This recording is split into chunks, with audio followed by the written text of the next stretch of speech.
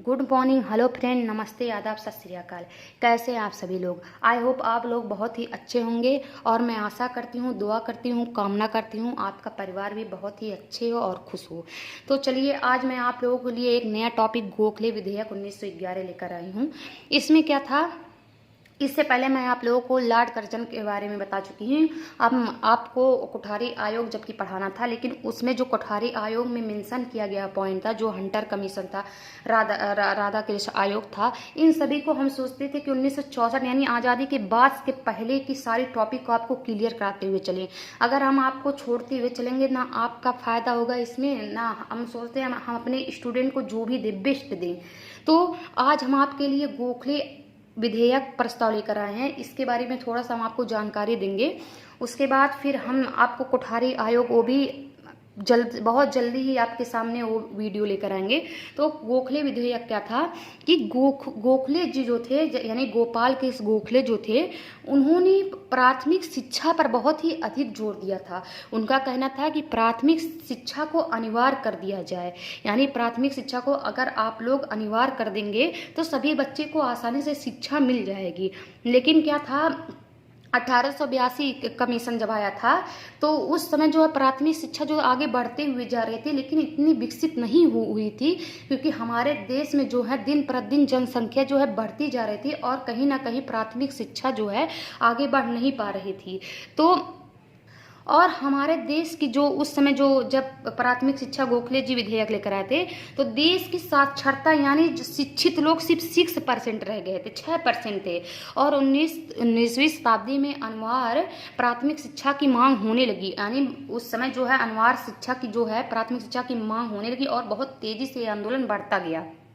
तो जो वहाँ की सरकार, यानी सरकार का क्या मानना था कि जिस देश के राष्ट्र आय कम हो और उसकी जनसंख्या तीव्र गति से बढ़ रही हो, उस देश में अनिवार्य प्राथमिक शिक्षा आर्थिक दृष्टि से असंभव है। यानी सरकार का क्या कहना था कि जिस देश में जो राष्ट्रीय आय जो है उसकी जो कम, यानी राष्ट्रीय आय कम हो और उसकी जनसंख्या में दिन प्रतिदिन वृद्धि होती जा रही है, तो उसमें प्राथमिक शिक्षा की आर्थिक दृष्टिकोण से क्या संभव नहीं था, यानी उन्होंने असंभव कर दिया। किसने? सरकार। तो क्या किए गोखले जी ने 19 मार्च 1910 में यानी गोपाल के इस गोखले ने केंद्रीय धारा सभा में प्रस्ताव रखा और उन्होंने सरकार से प्राथमिक शिक्षा की अनिवार्यता करने की विचार की बात की और कहा कि प्राथमिक शिक्षा को अनिवार्य कर दिया जाए और उसकी जो है अनिवार्यता के बारे में विचार करे और उसकी जांच करे। सरकार इस बात से, यानी गोखले जी के इस बात से उन्होंने वादा किया, सरकार उनको वादा किया कि हम आपकी बात से सहमत है, ये बात हम आपको जरूर इस सब मतलब लागू करेंगे। उसके बाद क्या था, सरकार गोखले जो 1910 में प्रस्ताव यानी पेश किए थे उन्होंने वापस कर दिया। फिर भी सरकार उस बात को कर नहीं पाई, यानी उनकी उस वादे को निभा नहीं पाई सरकार अपने वादे को। फिर 16 मार्च 1911 में गोखले ने धारा सभा में एक बिल पेश की। तो इस बिल के तहत क्या था, क्या हुआ, आइए चलिए हम लोग आप सभी लोग को इस बारे में बताते हैं और आप लोग देखिए कि पॉइंट टू पॉइंट क्या था इस बारे में। तो सबसे पहले यहाँ पर थोड़ा सा इनका जीवन परिचय देख लीजिए गोखले जी का, उसके बाद आगे इनके प्रस्ताव के बारे में बताइए। यानी गोपाल कृष्ण गोखले का जन्म सन यानी रत्नाकर गिरी कोटलुक ग्राम में एक सामान्य परिवार में कृष्णराव के घर 9 मई 1966 में हुआ। कुछ लोग का मानना है कि इनका जन्म जो है कि रत्नाकर कोटलुक ग्राम में हुआ था और कुछ लोग जो कहते हैं कि महाराष्ट्र में के एक ब्राह्मण परिवार में हुआ था 1966 में। लेकिन क्या हुआ, 1864 में बीए पास करने के उपरांत वे डेक्कन एजुकेशन सोसाइटी के सदस्य बन गए तथा 1900 ईस्वी में फार्गुसन कॉलेज पूना में अध्यापन का कार्य करते रहे। यानी जो था ये गोखले जी का जो 1864 में इन्होंने जब बीए पास कर ली तो उसके बाद क्या था, डेक्कन एजुकेशन सोसाइटी के सदस्य बन गए और 1902 ईस्वी में फार्गुसन कॉलेज पूना में अध्यापन का कार्य करते रहे।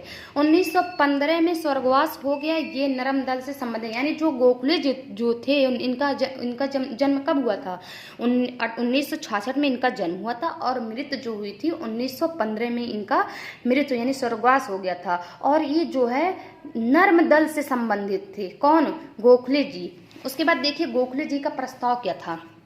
हमने आपको पूरा पहले ही मतलब याद कराने के रूप में एक थोड़ा सा पहले ही लेक्चर दे दिया है, लेकिन आप देख लीजिए पॉइंट टू पॉइंट।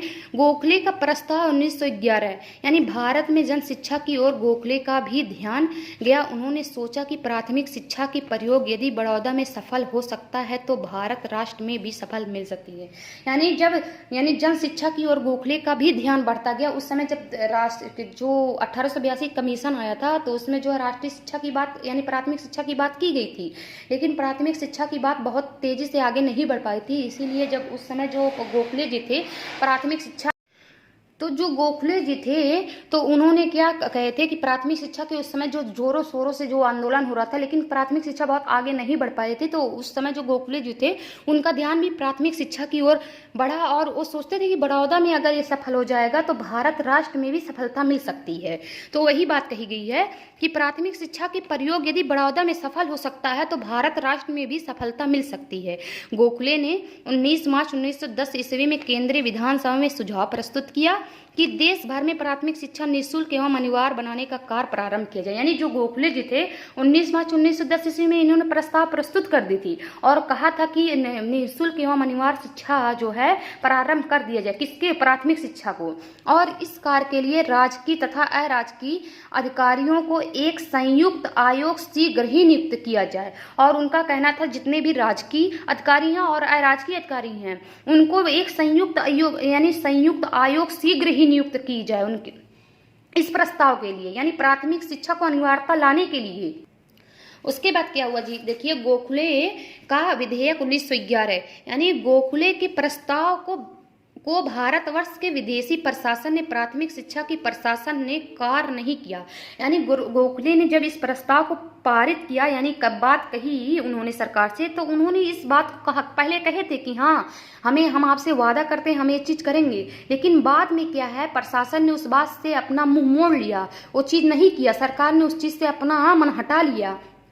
अतएव गोखले ने 16 मार्च 1911 को केंद्रीय विधानसभा में एक विधेयक प्रस्तुत किया जो निम्नलिखित है। और इस प्रकार जो है जब गोखले ने 1910 में अपने जो प्रस्ताव को वापस ले लिया था, फिर जब सरकार ने उसको मना कर दिया था, तब गोखले ने क्या किए कि 16 मार्च 1911 में केंद्रीय विधानसभा में एक विधेयक प्रस्तुत किए जो निम्नलिखित है। उनका पहला क्या था कि देश की प्राथमिक शिक्षा में अनिवार्यता के सिद्धांत को धीरे धीरे लागू करना इस विधेयक का प्रमुख उद्देश्य है।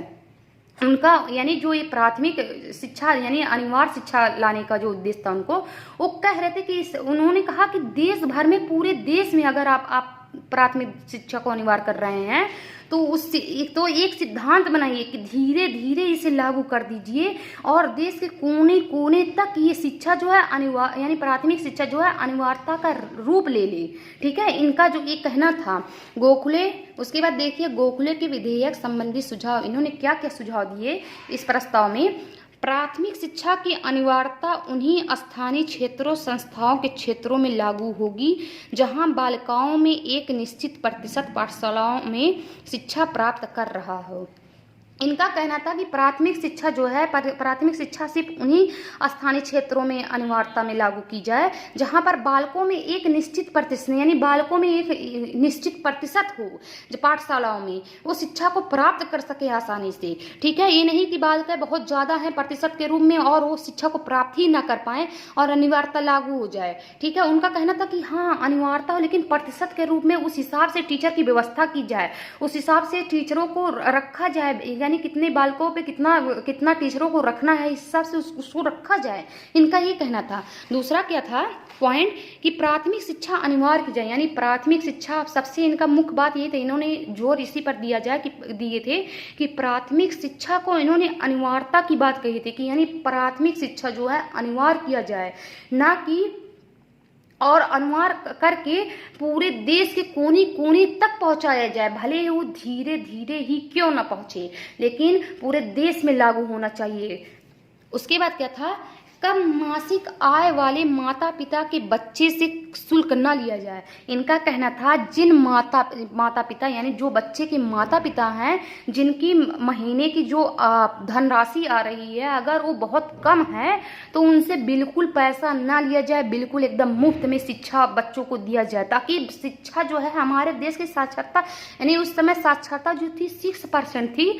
तो उन्हें इनका कहना था कि अनिवार्यता, अगर देश में अनिवार्यता की बात हो जाएगी और प्राथमिक शिक्षा अनिवार्य हो जाएगी तो बच्चा पढ़ने में जो है इच्छुक भी होंगे और माता पिता भी अपने बच्चे को पढ़ाएंगे। और अगर कम जिन माता पिता के यानी जिन मासिक यानी महीने की आय जो है यानी महीने के पैसे कम हैं, उनको अगर हम लोग निःशुल्क शिक्षा देंगे तो वो आसानी से वो बच्चा भी प्राप्त कर सकेगा हर बच्चों की तरह। उसके बाद क्या था, इस प्रकार की शिक्षा व्यवस्था क्रमशः बालकों को फिर बालिकाओं के लिए भी हो। यानी इनका कहना था कि जो शिक्षा की व्यवस्था हो सिर्फ बालकों के लिए न हो बल्कि जो है बालिकाओं के लिए हो इस प्रकार की शिक्षा। यानी अनिवार्यता का जो शिक्षा की बात इन्होंने कही थी कि सिर्फ बालकों के लिए नहीं बल्कि बालिकाओं को भी शिक्षा दी जाए और निःशुल्क शिक्षा दी जाए, अनिवार्य रूप से शिक्षा दी जाए। ठीक है।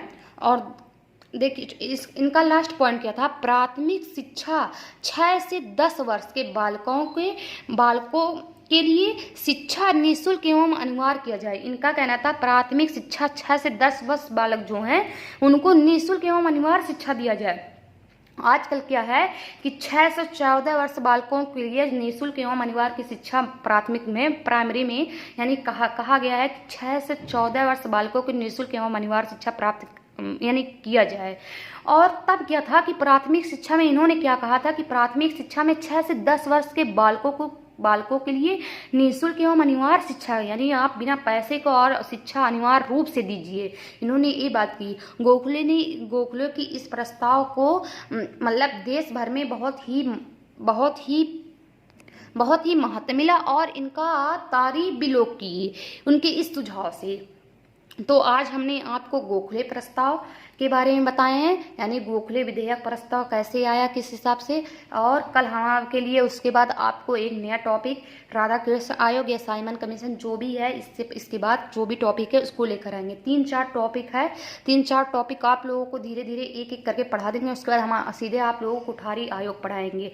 फिर आप लोगों को राष्ट्रीय शिक्षा जो है कब आया था आगे आप लोगों को पढ़ाएंगे। तो अगर आप लोग इस वीडियो को देख रहे हैं तो आप लोग लाइक, सब्सक्राइब और बेल आइकॉन को प्रेस करना मत भूलिएगा। आई होप आप लोगों को ये वीडियो अच्छा लगे और आप लोग इस वीडियो को ज़्यादा से ज़्यादा शेयर करिए। और अगर आपको कोई चीज़ और अच्छी से टॉपिक ना समझ में आए तो नीचे कमेंट में लिखिए।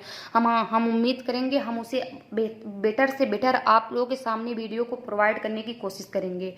तो अगर आपको सबसे पहले मैं आप लोगों को धन्यवाद करना चाहती हूँ इस वीडियो को देखने के लिए। आप लोगों को तहे दिल से शुक्रिया करना चाहती हूँ और फिर कल आप लोगों के सामने एक नया टॉपिक लेकर आऊँगी। जय हिंद, जय भारत।